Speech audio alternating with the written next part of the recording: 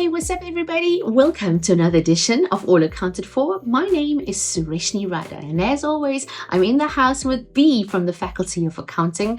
This is the subject that we basically unpack for you in tiny little snackable bits. So whether you're trying to balance your books, just trying to balance life, All Accounted For is the place to be. Welcome to it. Before we get into the actual unpacking, let me just tell you what we go through. We go through a few little segments that basically help you unpack and understand All Accounting For a little better, a little more in depth, and then of course a snapshot of what more you can expect when you're actually doing the course. We always kick it off with bottom line bulletin. And basically bottom line bulletin is just a look and overview of what is happening in industry, and we just unpack some exciting things where we cover the latest in accounting news. My favorite is Credit Where It's Due, where we profile a powerhouse in the industry, a chartered accountant who's now landed in real world, and we just walk through their career and get inspired by what they've been doing.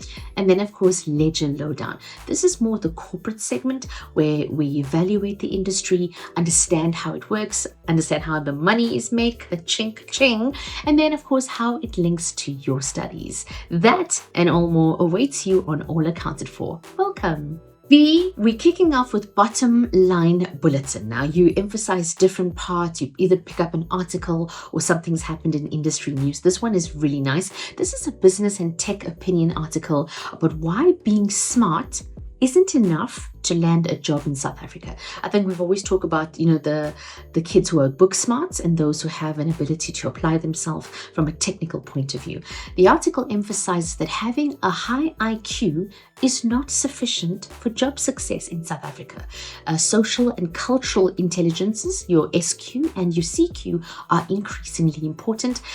This is something that I'm super, super passionate about because I do believe that when you enter the job spectrum, it isn't just about being able to calculate numbers and spit them out. You have to be able to adapt to an environment and adapt really well and bring in a little bit of everything.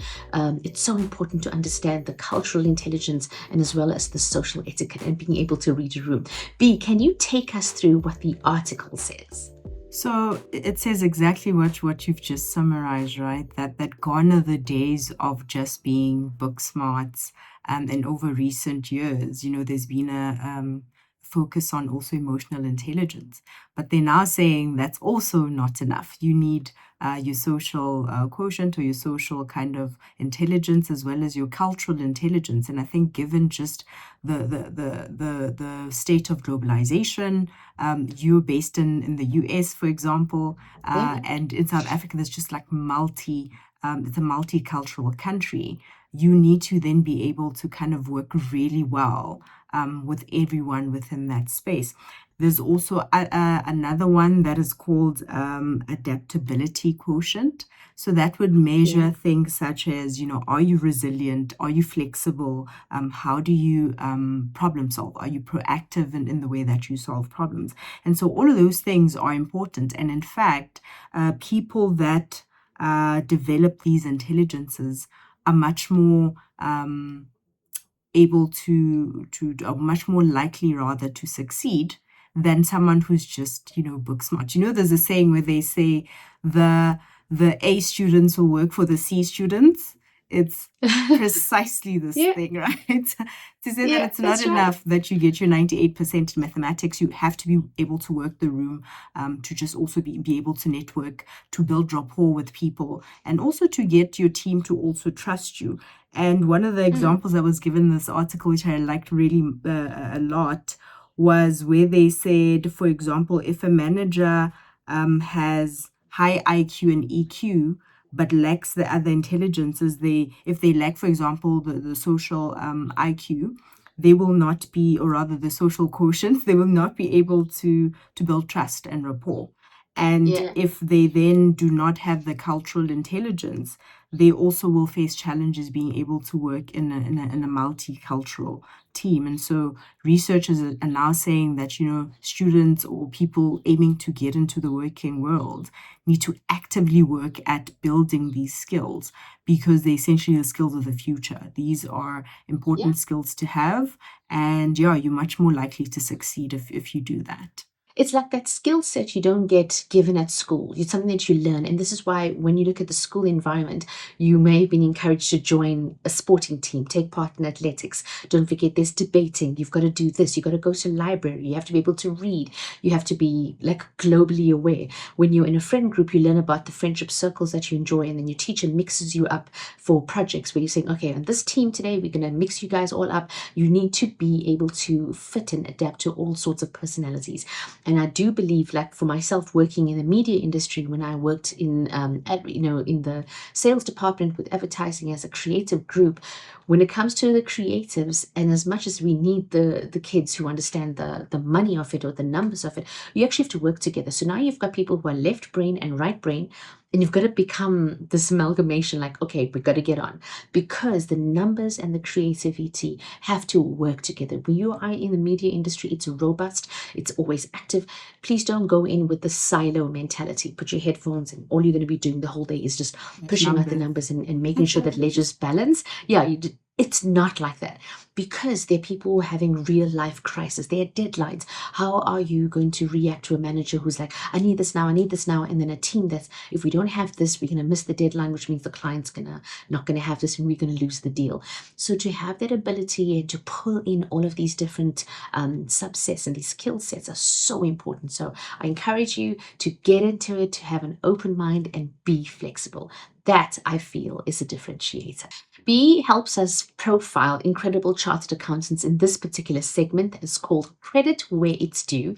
We profile a captain in the industry, somebody who's a mover and a shaker, a chartered accountant who's landed and doing really well navigating the world of chartered accounting. But what I love the most of this particular segment is that we look back of where the person has started. So many that we've spoken about have had extremely humble beginnings, a lot of hurdles to jump over, and they've managed to pivot themselves to become absolute successes in their industry.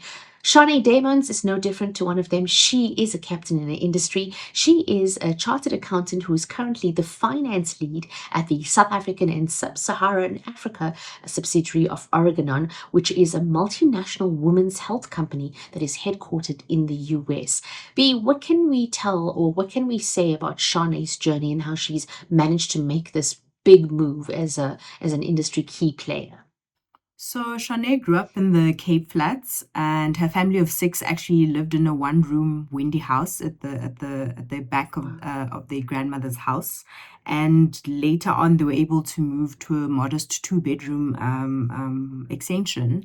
And despite these challenges, like for example, Sharne's father losing his job when Sharne was a teenager, they really did demonstrate resourcefulness. Her parents, were always advocating their kids to just consider education in how it could potentially improve their lives. So they did try to save up. But the money that the parents had saved up was not enough for Sharne to study past her first year, right? And she was able to then get a bursary from Tutuga, and that is how she was able to finish her studies. And she just speaks about the fact that education has been a source of change, and it has enabled her to now be exactly where it is. And I think it also highlights, or rather, Sharne's story highlights a challenge that we have in the country about access to education in particular. When we think about missing middle students, this is now students whose households earn between 350 and 600,000. The the rules are essentially saying if you earn that much, your family can afford to take you to university, but that is not technically correct, because things are so expensive. An income of 350,000, while it might be a lot in South African terms, it is technically still not enough to afford luxuries such as higher education. So the fact that Sharne has been able to come out of the other side is just truly remarkable and inspiring. I love her story. And you know what? She carries the dreams and hopes of her parents on her back and continues to make these incredible strides, knowing where she's come from. And it's just such a beautiful story to follow. If you're looking for somebody to look up to, somebody to just research a little bit more and understand and interact and engage with her, her name is Sharne Damons. That was credit where it's due. And now we're unpacking something called Ledger Lowdown. This is an industry that is a news-making industry, first of all, in South Africa.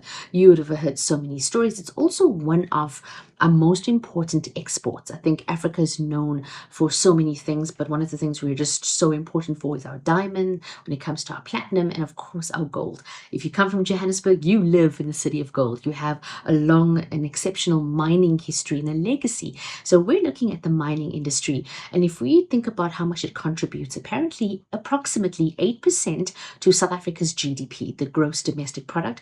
And in terms of direct and indirect contributions, mining accounts for nearly 10% of South Africa's economy, and it contributes billions to the economy. This particular sector employs about 450,000 people directly and approximately 1.4 million people indirectly through related industries like manufacturing and services. Mining is one of the largest employers in the country, particularly if you look at the rural areas.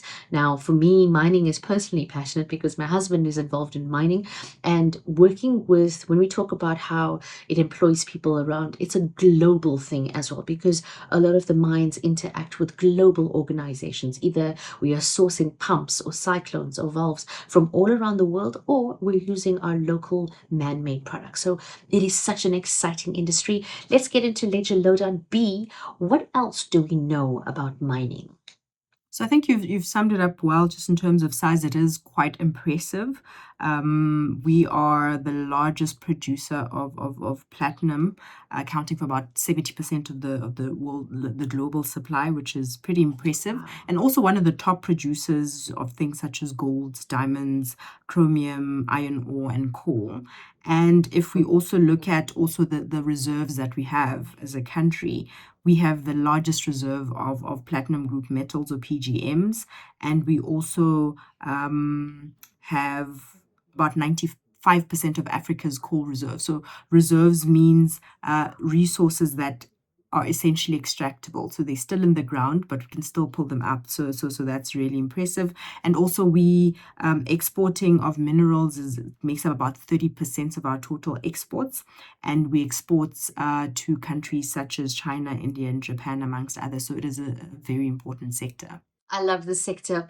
Girl, diamonds and gold, you're speaking my language. From the mining industry, let's understand further in our next link how mining actually makes money. B, I know that the mining industry is a very lucrative one, especially when we talk about our exporting of diamonds and gold, platinum, especially to the rest of the world. And please understand, it isn't just the jewelry industry, okay? So these components, gold is not only just used as jewelry, there's so many things that gold is used for. Same when it comes to platinum, and it comes to diamonds as well. So this is why it's such a lucrative industry, and so many people would always try to get into the mining industry. It isn't something that you can just open in a day. It takes a lot of cash to get into it. But I always find it interesting because I'm like, okay, they're digging for gold, but how are they making this money? So how is money made, or how do companies make money from this particular industry? Okay. So I think it's very important for us to kind of understand the mining context a little bit, just kind of the different phases of the mining process. So if you think about exploration and development, so they will then invest a lot of money in exploring whether or not this could be a potential mining site, right? So are there valuable deposits of minerals in this area? And then they will do like surveys and just geological testing to establish if that is the case. And once they've then developed the site, then they begin extracting these resources. After they've now extracted them, they also need to then refine them a bit further to either increase their purity or to make it into something else, or whatever the case is. And then in terms of who they then sell to, they do sell a little bit to the domestic market, like your local manufacturers and so forth. But a huge chunk of their clients are actually overseas. So they then sell to overseas market, and that's how they make majority of their money. They also do sell byproducts. So if you, for example, mining gold, as you're extracting the gold, you might find other things in there, like say copper or silver, whatever the case is. And that is now kind of an indirect source of revenue where you could potentially make money off of that as well. So yeah, that's how Yeah. they make money. And of course, Africa, the continent, is a hotspot because we have access to these reserves, not only in South Africa, but the rest of Africa. That's why people want to be here and they want to understand what is available because the world needs this kind of stuff and it's a supply and demand. And if we have it, they're going to want it. And we've got to find ways to put some money on it so we can get that money back. But as always, we try to bring a link back to students' studies, and we're talking about the mining industry specifically. It's a big one.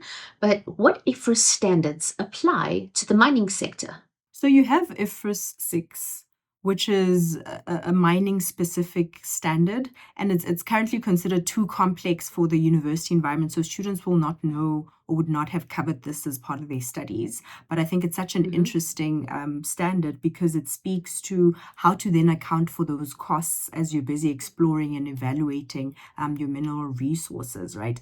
To say that if you think that you're going to make money in the future from the site where you're busy digging, you can then take those costs and then capitalize them as an asset, right? But then it also then says, in the event that you think you will not be able to kind of get that money back in the future, you would then need to kind of also impair this asset because it's no longer worth the amount you initially thought it was worth. And then you also get other standards that students would now be familiar with, such as IS 38s. That's where your mines would have intangible assets such as licenses, patents, or rights to explore certain sites. They would then bring in these items as assets in their financial statements and then amortize them over their useful life. You also have IS2 inventory. Now, inventory in this instance would include the minerals, the raw materials, and any byproducts. And so the standard IS2 would then speak to how the mines need to account for those. You also have IS 37, which, if you think about the kind of damage that mines do to the environment, right? You see the landfills in Johannesburg, you see it. It's a lot. Yeah. So they now need to say, look, at the end of our mining, we're going to have to rehabilitate this land, right?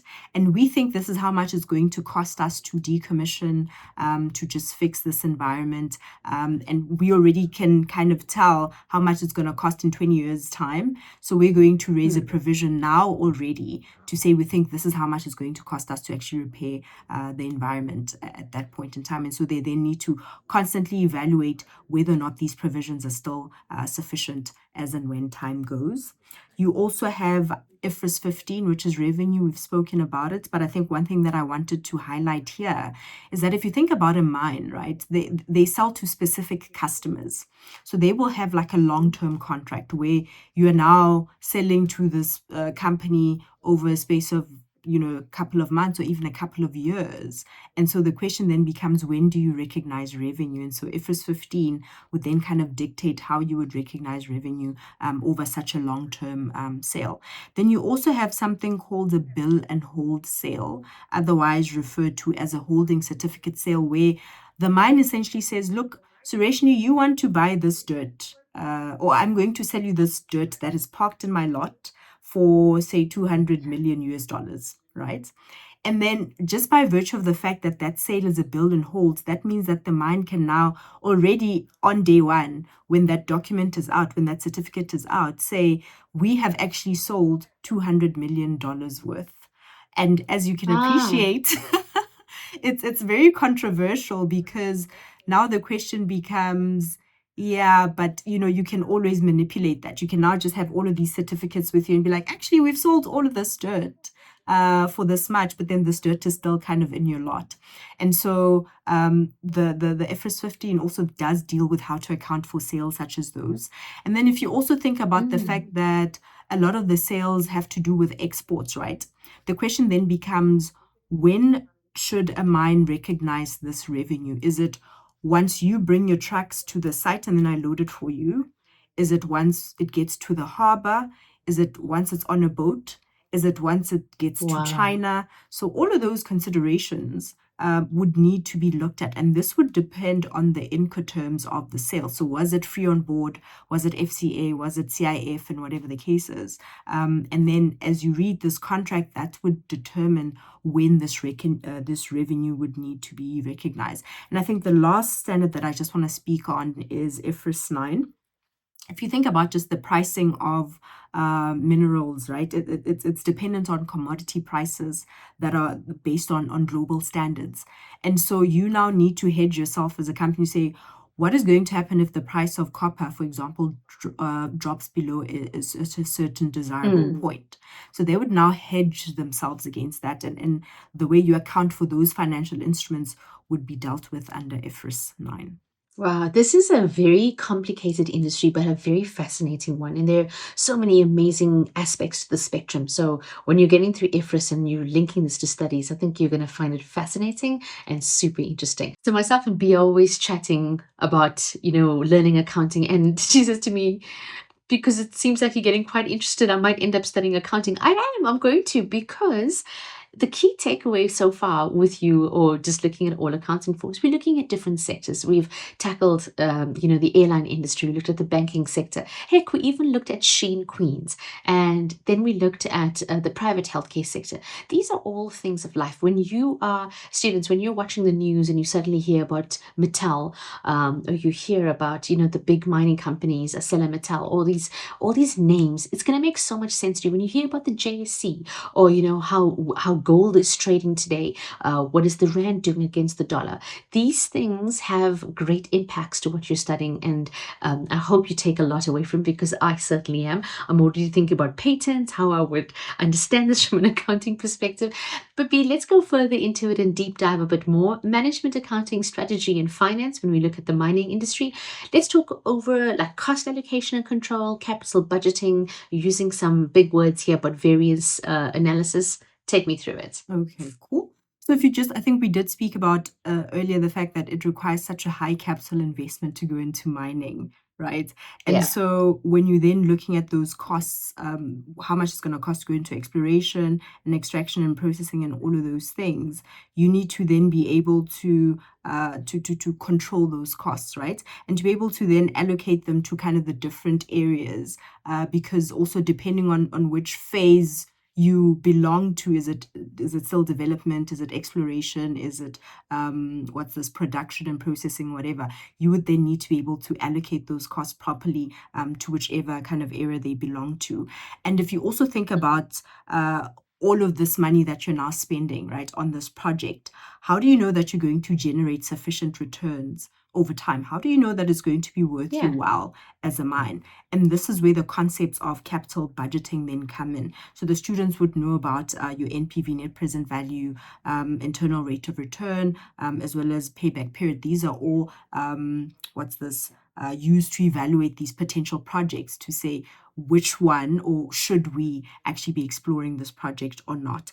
And then if you also think about the concept of cost, volume, profit analysis, you now sitting there as a mine, and you need to understand what the relationship between your production is, what your relationship between that and your costing and your profit needs to be. And then you also then need to be able to determine what's your break-even point, right? How much should we be producing in order to just make it, and also to have a really good year of profits. And that also then brings in the concept of variance analysis, where on a monthly basis or on a weekly basis or whatever, depending on the mine, they would then say, look, we had intended to sell this much, but we fell short.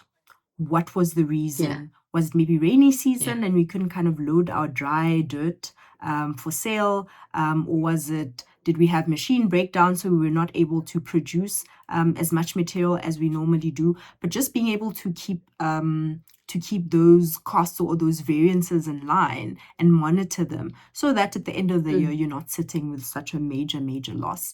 And I think another important principle that we've spoken about is the principle of sustainability and just corporate social responsibility, where you say as a mine, you require what they term a social license, right? To say that, yes, you're going to get your mining right, whatever, from the government, but you also require the social license, and that is the buy-in of the community that you're serving. Yeah. Because if they now say, we don't want you here, you can't mine, you're going to have problems. So you need to now, make sure that you kind of empower the local economies. And that's why you'll see a lot of mines will, try and hire the people that live within that area. Yeah. Create jobs within that area. They'll also build schools, repair roads, and other such things, just to kind of say, we're together in this. Right? It's not just about us. And justify what they're doing. Absolutely. And I think empowering local and giving local jobs has been the most important thread, especially when it comes to South African mining. In those mining areas, like you said, a lot of those areas are rural, so they will try and build infrastructure and promise the people, like, okay, if you give us permission to use this land as a community, we are going to empower you by building the schools. We're going to make sure we employ a certain amount of skilled or unskilled laborers that come from here. We'll make sure the water is clean, because they're using water when it comes to the actual processes. And I think, B, when you were talking about it initially, we work together. Remember at the very beginning, we spoke about cultural quotient and having this ability to be flexible and adapt.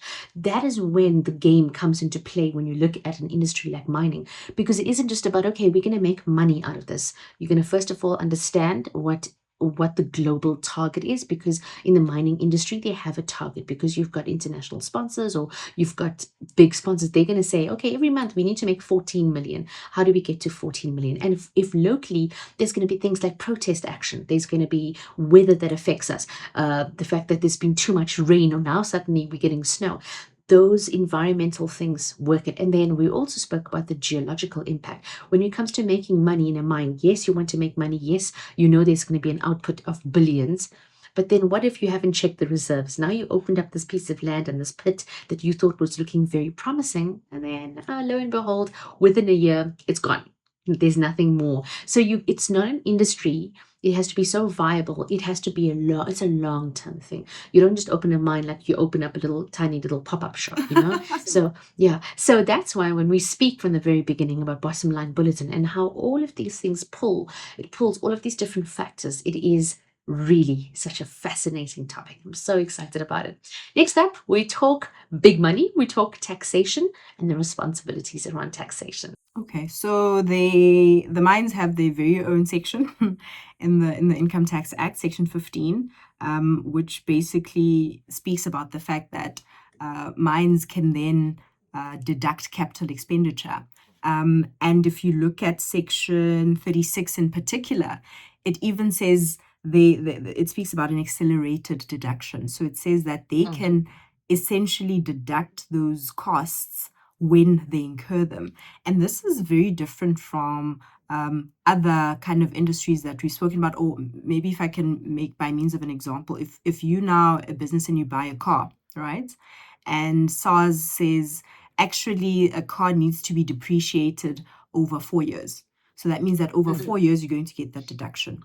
But in the mining space, or the section essentially says the entire cost of that car, you will have to deduct just in that 1 year, which is really good for the mines, because it means that they're not, they already stand to make so much losses from this. So it just makes sense that you kind of give them those deductions as and when they use them up. So that's really amazing. Then you also have something called a Mineral and Petroleum Resource Royalty Act. That's a mouthful, but essentially what it means is that what it says is that mining companies have to pay royalties on the value of the minerals that they do extract, right? And this rate varies depending on the mineral type as well as the value. And how it's calculated, it's based on a percentage of your gross sales, being the value of the mineral minus allowable deductions. And the rates can rate from anywhere from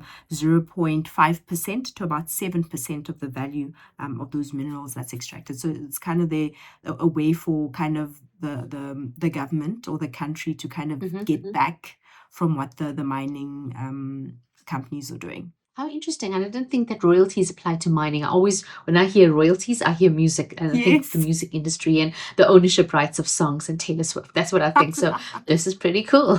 That's something for you to talk about. In All Accounted For, we look at different segments and a snapshot of what you're studying in the course. One of those, of course, is auditing and ethics. B, we're still talking about the mining industry. We're able to understand the auditing issues. There's different aspects to look at, like complex accounting and internal controls. Walk me through the auditing and ethics part of the mining industry. So, like we spoke about earlier, I think when I was busy explaining the accounting, we could already tell it's quite complex. And so Yeah. these are the realities of mines that use IFRS. And so the auditors also have to be well versed in some of these areas. And so, there might be a difference in how it gets interpreted by the mine versus the auditors. But essentially, if you think about things such as the fact that the revenue is so complex, and they deal with complex contracts. So the auditors would then need to also kind of come in and interpret what that needs to then look like from an accounting perspective. And then we also think about something like fair value measurement, right? So what the standard is essentially saying is that or it speaks to fair values.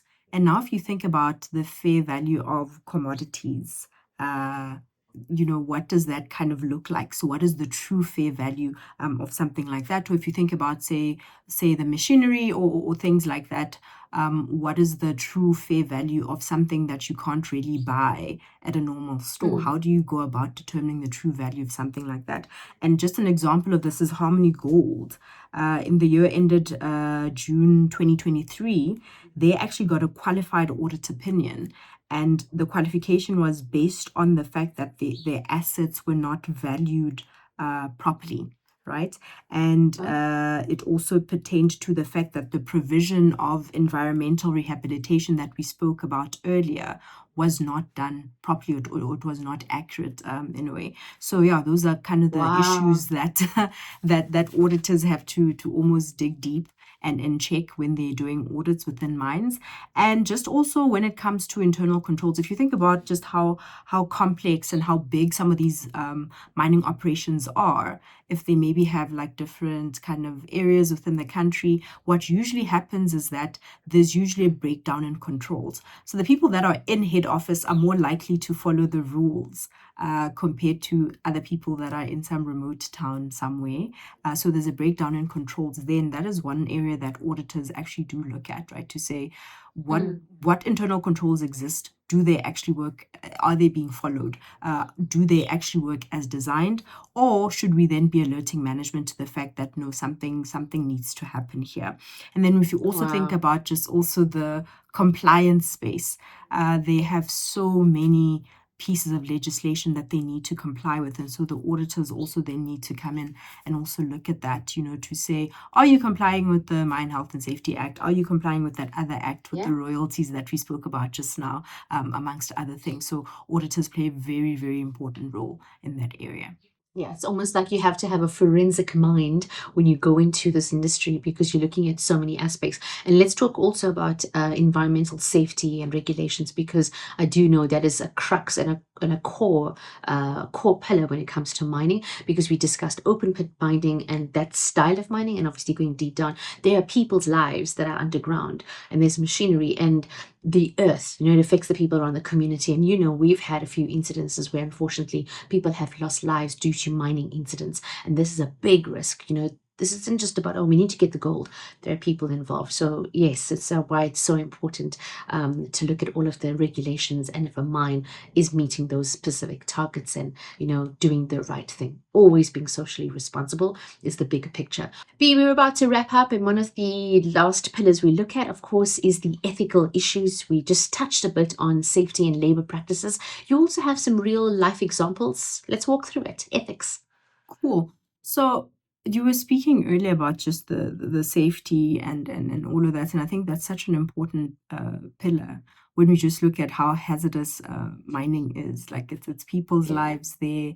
And I think you were saying just before we actually went into the segment about those 3 miners whose bodies can never be recovered. So mines have to think proactively about safety and constantly need to sensitize the miners to the fact that, you do work in a dangerous environment, and that's why they'll have like safety shares or safety talks or whatever the case is. Because if you work there for a long time, you start getting complacent.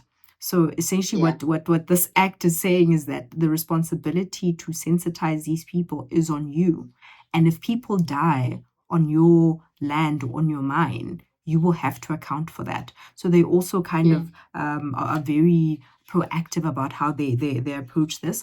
But I think another issue has to do with labor practices. For companies that make such a lot of money, right? They sure do have a lot of issues with paying fair wages or unfair labor practices. Yes, I mean, remember in Marikana when the miners were striking? Exactly, it was precisely for that. To say it doesn't make sense that we're risking our lives every day going in to dig these things and whatever the case is, and you can't even pay us less than, I think, was 12,500. I can't remember how much it was. So it's just things like that where you say, you have to balance the fact that, yes, you are a business and you want to make profit, but where's the fairness there? This employee is coming into the site and they may never, that morning might have been the last time they saw their family, and you don't think that is worth paying 12,500 rand or whatever amount that is. So that is a problem. And then we spoke about earlier, again, environmental violations, to now say you also have a responsibility towards the environment for these people. You're emitting poisonous gases into the air, and whatever the case is, to what extent are you then taking responsibility for that and making sure that you kind of set aside enough resources to fix that going forward? And Glencore actually had an issue in 2023 where it was essentially alleged that, they were causing environmental damage and they did not have sufficient measures to address the pollution. And so something like that is not really something that should be happening. Like we spoke about earlier, also the social license of mining. If now people don't feel like it's worth their while to have you here, then they're going to disrupt your operations and it's not really going to end well for you. And I think there's also an issue with KPMG. I think it's, being KPMG at this point, Shem, you're always being dragged into the mud, into the news. But they were criticized in 2023 for saying that they'd audited several mining companies and there were concerns that were raised about the accuracy of financial reporting and the effectiveness of their audits. So this is what has been in the news recently about mining and auditors. Yeah, very interesting when you talk about the ethical issues, because it also comes back to chartered accountants. It isn't just about we are now casting our eyes on you. The same applies to actual auditing. If you're auditing, think about the impact of an incorrect qualified audit. Think about what it could do to a business if it hasn't been done correctly. Think about the impact to community or the loss of jobs. So everything works very cohesively in this environment, and making sure that you're on top of it all the time is extremely important. So like I said, I think the word for me has been fascinating. What a fascinating, interesting industry, and one of our core industries, the backbone of South African economy as well, the mining industry. So if something that it fascinates you or you're interested and intrigued by it, I do hope that you get to unpack it further in your course. My name is Sush. Thank you so much for being part of All Accounted For. Big ups to Bee. Thank you so much from the Faculty of Accounting, just bringing us such incredible insight into different industries. We can't wait to meet up with you again. And hey, if you get the opportunity, go subscribe, go become fans of the Boston Media Broadcast YouTube community. Go and check out some of the previous episodes you might have missed, and also check out our different courses. We're doing all sorts of things, including Study Sesh. We are trying to get you ready and empowered in this course. So good having you. We can't wait to see you again soon. Cheers.